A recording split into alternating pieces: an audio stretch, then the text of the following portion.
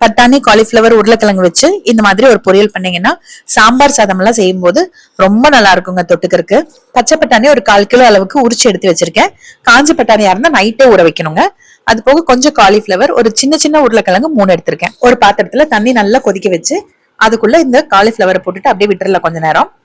பச்சை பட்டாணி நல்லா கழுவிட்டு தண்ணி வடிச்சுட்டு எடுத்து வச்சிருக்கேங்க. உருளைக்கிழங்கு தோல் சீவிட்டு குட்டி குட்டி பீசஸா கட் பண்ணி வச்சிருக்கேன். நீங்க இது கூட கொஞ்சம் கேரட் பீன்ஸ் கூட சேர்த்துக்கலாங்க. கடாயில ஒரு 4 ஸ்பூன் அளவுக்கு எண்ணெய் ஊத்திக்கலாம். கொஞ்சம் கடுகு சேர்த்துட்டு கொஞ்சமா சோம்பு சேர்த்துக்கலாம். சோம்பு மனம் ரொம்ப நல்லா இருக்கும். இந்த மசாலா நம்ம சேர்க்க போறது இல்ல, ஆனா இந்த சோம்பு மனம் வந்து ரொம்ப நல்லா இருக்கும் இந்த பொரியலுக்கு. ஒரு பெரிய வெங்காயம் வெட்டி வச்சிருக்கேன், அதுவும் கொஞ்சம் கருவேப்பிலையும் சேர்த்துட்டு நல்லா வதக்கிக்கலாம். இதே நீங்க தக்காளி, வெங்காயம், இஞ்சி, பூண்டெல்லாம் சேர்த்து கூட பண்ணலாம். அது கொஞ்சம் மசாலா டேஸ்டோட இருக்கும்.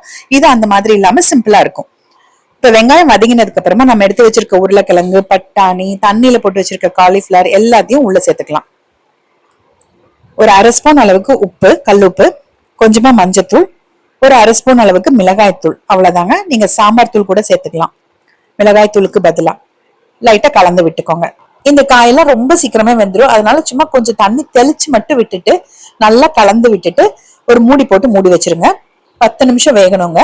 நடுவுல ஒரு தடவை அல்லது 2 தடவை எடுத்து கலந்து விட்டுட்டு மூடி வைக்கணும்.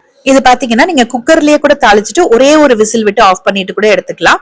10 நிமிஷம் ஆயிருச்சு. தண்ணி நல்லா வத்திருச்சுங்க. காயெல்லாம் வெந்திருக்கான்னு பாத்துக்கோங்க. காலிஃபிளவர் ஏற்கனவே சுடுதண்ணில போட்டிருந்தோம். உருளைக்கிழங்கு கண்டிப்பா இந்நேரம் வெந்திருக்கும். பட்டாணி மட்டும் வெந்திருக்கான்றது நல்லா கொஞ்சம் பார்த்துட்டு அதுக்கப்புறமா அடுப்பு ஆஃப் பண்ணிக்கோங்க. அடுப்பு ஆஃப் பண்ணிட்டு தேங்காய் துருவல் சேர்த்துக்கோங்க. சப்போஸ் காய் வேகல அப்படின்னா இன்னும் கொஞ்சம் தண்ணி தெளிச்சு இன்னொரு 3 நிமிஷம் 4 நிமிஷம் வச்சீங்கன்னா வெந்துரும். தேங்காய் துருவல் வேண்டாம்னா கூட நீங்க அவாய்ட் பண்ணிக்கலாம். அடுப்பு ஆஃப் பண்ணிட்டு தேங்காய் துருவல் போட்டு கலந்துட்டு எடுத்து வச்சிருங்க. அவ்வளவுதான். சாம்பார் சாதம், ரச சாதம், பருப்பு சாதம் எல்லாத்துக்குமே இந்த பொரியல் சூப்பரா சூட் ஆகுங்க.